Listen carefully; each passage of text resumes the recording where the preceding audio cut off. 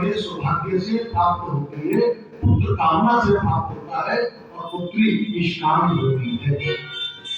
बेटे के पैदा होने मन में विचार आता है कि बड़ा होगा, कमाएगा, हमारी सेवा करेगा, अब करेगा ना करे। लेकिन पुत्री के पैदा होने मन में कभी ये संशय नहीं आता, कभी मन में विचार नहीं आता कि हमारी पुत्री बड़ी होगी, पढ़ेगी, लिखेगी और भगवान तो ऐसा करना, इसका भ्रम मत करना कि जीवन में हमको कमा के खिलाए। कोई माता पिता ऐसी कामना नहीं करता है। इसलिए भगवान माँ सती का जन्म हुआ है और सती के जन्म पर जब कन्या घर में जन्म लेती है तो कन्या के जन्म पर उत्सव मनाना चाहिए। और उत्सव कैसा हो? सुंदर से सुशील सया, सुंदर से सुशील सया, सुंदर से सकल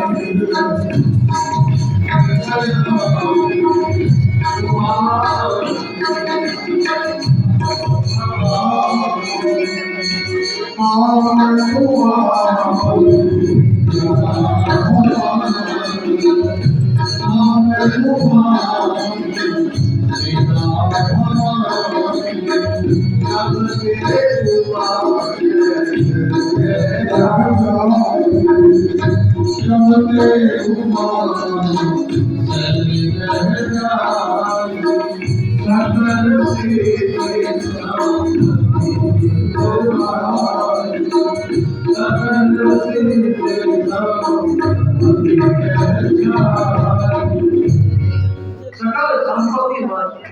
कब से? जब से हुआ कन्या घर में उस सौभाग्य को लेकर के आती है, अपना भाग्य अपने साथ ले आती है और अपने साथ ही लेकर जाती है। आप उसके लिए कुछ करें, मूल रूप से राजस्थान का बहुत सारे लोग देश भर में रहते हैं, लेकिन जब गांव में आते हैं तो किसी न किसी कन्या के लिए कह जाते हैं, भैया तेरी बिटिया जब बड़ी हो ना तो इसका ध्यान जब करेगा तो कन्यादान हम करेंगे, हमें बुला लो। सारा खर्चा वही करते हैं। क्यों? कन्यादान को महादान कहा गया।